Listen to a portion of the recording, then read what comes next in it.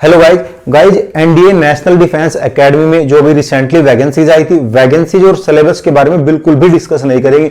इस पूरी वीडियो में क्यूएनए के बारे में डिस्कस होगा, आपके क्वेश्चन होंगे और मेरा आंसर होगा। सभी यहाँ पे पॉइंट को लेकर डिस्कस किया जाएगा। वीडियो थोड़ी लंबी हो सकती है, लेकिन मैं आपसे प्रॉमिस करता हूँ वीडियो के देखने के बाद आपको किसी दूसरे की वीडियो यहाँ पे देखनी नहीं पड़ेगी, क्योंकि मैं जो पूरे नोटिफिकेशन के सभी क्वेश्चन यहाँ पे इस बोर्ड पर लेके आया हूँ।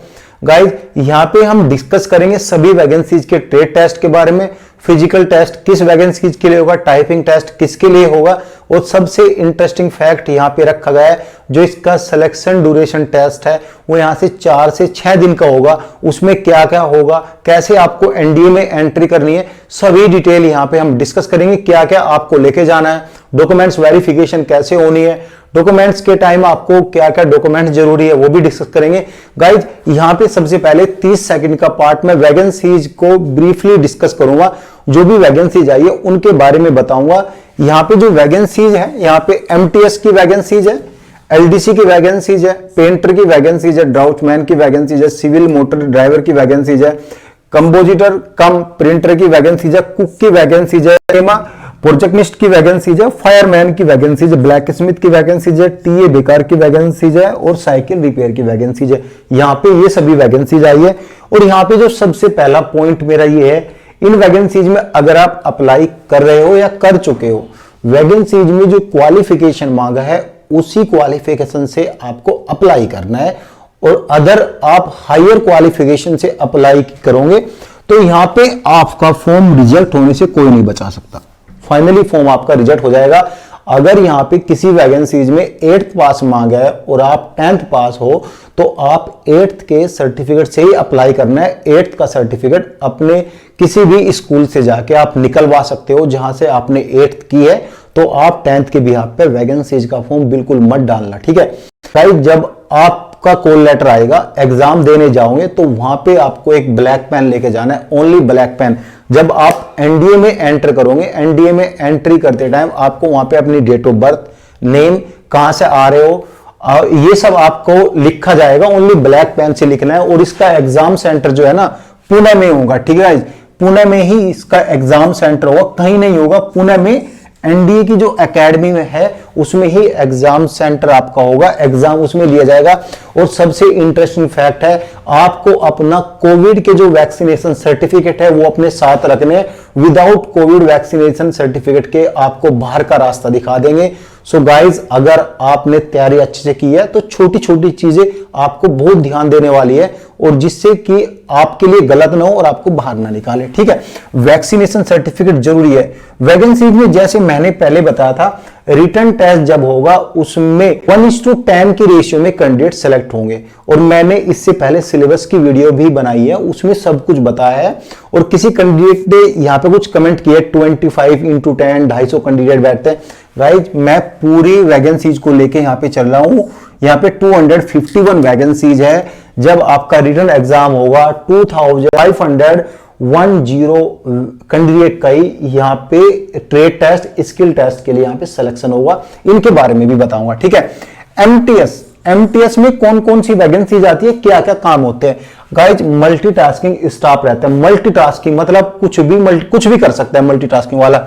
यहाँ पे आपको माली का काम मिल सकता है, सफाई वाला का काम मिल सकता है, चौकीदार का भी काम मिल सकता है, ग्राउंड्समैन जो भी सिक्योरिटी रहते हैं, ग्राउंड्समैन जो भी ग्राउंड में काम रहता है उसका भी काम मिल सकता है, स्टोरमैन काम मिल सकता है। एज ए हेल्पर का काम मिलेगा। ये नहीं आपको स्टोरमैन बना के बैठा देंगे, इस स्टोर का इंचार्ज बना के बैठा देंगे, ऐसा नहीं होगा, ठीक है। ग्रूम का यहाँ पे काम मिल सकता है। यहाँ पे लैब अटेंडेंट का काम मिल सकता है, जो यहाँ पे लेबोरेटरी साफ करने के लिए जो वॉशरूम है, बाथरूम है, ये सब साफ करने का भी काम पे मिल सकता है। और गाइस, यहाँ पे लाइब्रेरी अटेंडेंट का भी काम मिल सकता है, वर्कशॉप अटेंडेंट का भी काम मिल सकता है, मैस वेटर का भी काम मिल सकता है, यहाँ पे मसालची का भी काम मिल सकता है। ये सभी काम यहाँ पे एमटीएस में आते हैं, वो भी काम आपको मिल सकते हैं। और भी बहुत सारे एमटीएस में जो ग्रुप डी और ई की वैकेंसीज में आते हैं, ये सभी काम आपको मिल सकते हैं, ठीक है। यहां तक क्लियर हुआ।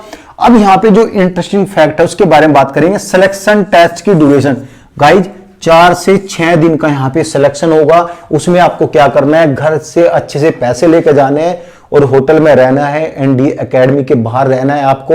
एनडीए आपको जब बुलाएगा उस टाइम आपको एनडीए एकेडमी में रिपोर्ट करना है। अगर आप 5 से 10 मिनट भी लेट हुए ना तो आपके यहाँ पे एंट्री नहीं होगी, आपका जो प्रॉपर टाइम है सारी स्टडी वेस्ट चली जाएगी।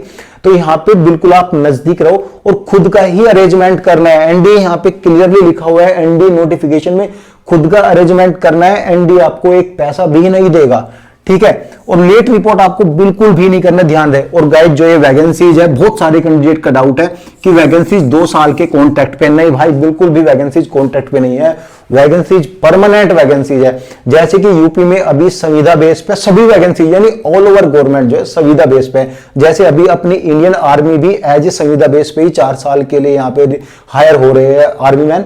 तो भाई ऐसे यहाँ पे 2 साल के लिए आपको हायर करेंगे, उसके बाद आपका पूरा बायोडाटा देखेंगे। आपने कोई काम चोरी तो नहीं कि काम आप अच्छा कर लेते हैं या काम आप अच्छा नहीं करते हैं, कैसे काम को आप प्रेजेंट करते हैं, कितना टाइम किस काम में लेते हैं, स्मार्ट वर्क करते हो या फिर हार्ड वर्क करते हो, दिमाग से करते हो, कैसे करते हो, ये यहाँ पे सभी कुछ बायोडाटा एनालिसिस होगा, उसके बाद आपका सिलेक्शन होगा।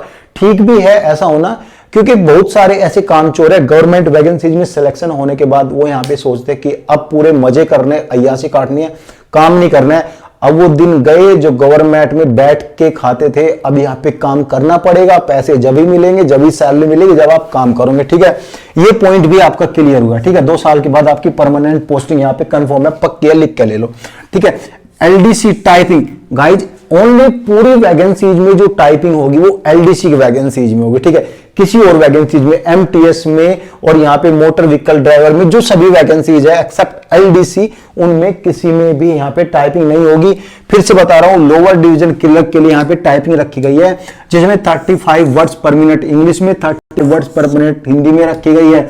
गाइस टाइपिंग आपको दोनों में से एक में टाइपिंग करनी है। हिंदी में करना चाहते हो एंजॉय करके हिंदी में करो, इंग्लिश में करना चाहते हो फुल एंजॉय करके इंग्लिश में आप टाइपिंग करो, लेकिन आपको टाइपिंग करनी है न्यूज़पेपर से, आपको टाइपिंग करनी है, आपको कुछ भी नहीं करना है, ठीक है। न्यूज़पेपर ले लो आप, टाइपिंग उससे शुरू कर दो और 40 की स्पीड निकालो, जब आपसे 35 की स्पीड निकलेगी ये आपका क्वालिफाइंग नेचर का, इसके कोई नंबर नहीं जुड़ेंगे, सिलेक्शन आपका रिटन टेस्ट के बिहाफ पे होगा, ठीक है। फायरमैन गाइस जो फिजिकल टेस्ट होगा वो ओनली फायरमैन के लिए होगा, किसी भी वैकेंसीज के लिए नहीं होगा। जैसे कि एलडीसी के लिए कोई फिजिकल टेस्ट नहीं है, एमटीएस के लिए कोई फिजिकल टेस्ट नहीं है, प्रिंटर के लिए, पेंटर के लिए कोई फिजिकल टेस्ट नहीं है। फिजिकल टेस्ट यहाँ पे फायरमैन का होगा और फायरमैन में ही हाइट और चेस्ट वेट का ही ध्यान रखना है। बाकी किसी वैकेंसीज में आपकी कितनी भी हाइट है आप अप्लाई करो, कितना भी वेट है आप यहाँ पे अप्लाई करो, लेकिन जो वेट और हाइट है वो थोड़ा क्राइटेरिया में होना चाहिए कि हाँ लगे कि इतना मांगा है यहाँ पे, ठीक है। अभी फायरमैन की बात करेंगे, हाइट कितनी हो चाहिए गाइज, शूज को निकाल के यानी जो आपने जूते पहने हैं उसको निकाल के हाइट आपकी 165 सेंटीमीटर होनी चाहिए। अगर ST SC वाले हैं विदाउट शूज यहाँ पे 2 इंच की छूट मिलेगी, यहाँ पे 163 सेंटीमीटर उनकी हाइट होनी चाहिए। चेस्ट आपकी यानी ST SC वालों की जो चेस्ट है उनकी सबकी चेस्ट मिला के यहाँ पे 81.5 सेंटीमीटर नॉर्मल, 85 सेंटीमीटर फुलाव के साथ, यानी सांस भर के जब आप चेस्ट को ऐसे फुलाते हो तो उसकी जो फुलाव के साथ जो आपकी सेंटीमीटर में होनी चाहिए वो 85 सेंटीमीटर में आपकी होनी चाहिए। वेट आपका 50 केजी से अबव होना चाहिए, यानी 50 केजी से ऊपर आपका वेट होना चाहिए। यहां तक आपका क्लियर हुआ। अब आपको फिजिकल कैसे करना है वो आप सुन लो गाइज। यहां पे आपको 63.5 केजी वेट आपको उठाना है, अपने कंधे पे वेट उठाना है और गाइज 183 मीटर चलना है, भागना है, जैसे आपको सहूलियत लगे आप वैसे करो। इनको सिर्फ 96 सेकंड में वहां पे पहुंचना है। आप आराम से जाओ, आप बैठ के जाओ, लेकिन जाना आपको अपने पैरों पे है और 96 सेकंड में ही आपको अपने पैरों पे जाना है, ठीक है। अब यहां पे 2.7 मीटर की आपको जो है लॉन्ग जंप यहां पे करनी है, दोनों पैरों से 2.7 मीटर की लॉन्ग जंप करनी है, ठीक है। ये आपका क्लियर हुआ। और गाइस यहां पे 3 मीटर रस्सी और हाथ के सहारे आपको 3 मीटर आपको चढ़ना है, जैसे एनडीए में होता है, कमांडो ट्रेनिंग होती है, रस्सी लेके आपको 3 मीटर उस पर चढ़ना होगा। ये यहाँ पे क्लियर हुआ। और गाइस सबसे बड़ी बात डॉक्यूमेंट्स वेरिफिकेशन। गाइस ध्यान रहे, जिस डॉक्यूमेंट से आपने अप्लाई किया है इन सभी वैकेंसीज में वही डॉक्यूमेंट्स आपको प्रेजेंट करने हैं। इधर उधर का अगर आप सोचने लगे ना कि मैंने एमटीएस में 10वीं पास से भरा है, मैं यहाँ पे 12th सर्टिफिकेट दे दूंगा तो मेरा सिलेक्ट फटाफट हो जाएगा, ऐसा बिल्कुल भी नहीं है। वो फटाफट जल्दी वाला सीन नहीं है, रिजेक्ट कर दे जाओगे और कुछ भी नहीं होगा। जो मांगा है वही आपको लेके जाना है और गाइज जब आप एनडीए में 4 से 6 दिन के लिए जाओगे, यानी कि जब आपका सिलेक्शन टेस्ट ड्यूरेशन रखी गई है, तो अपने सभी ओरिजिनल डॉक्यूमेंट्स फोटोकॉपी की भी इस स्टेप करके आपको लेके जानी है। और करीबन एटलीस्ट यहाँ पे 2 फोटो लिखा है, तो एटलीस्ट 5 to 10 फोटो आपको अपने साथ कैरी करना है। और गाइज यहाँ पे जो रिटन टेस्ट होगा, हिंदी और इंग्लिश दोनों ही लैंग्वेज में रिटन टेस्ट होगा, लेकिन जो इंग्लिश के क्वेश्चन है वो यहाँ पे ओनली इंग्लिश में आएंगे। गाइज ये रही पूरी डिटेल। फिर भी कोई डाउट होता है तो आप कमेंट्स कर सकते हो।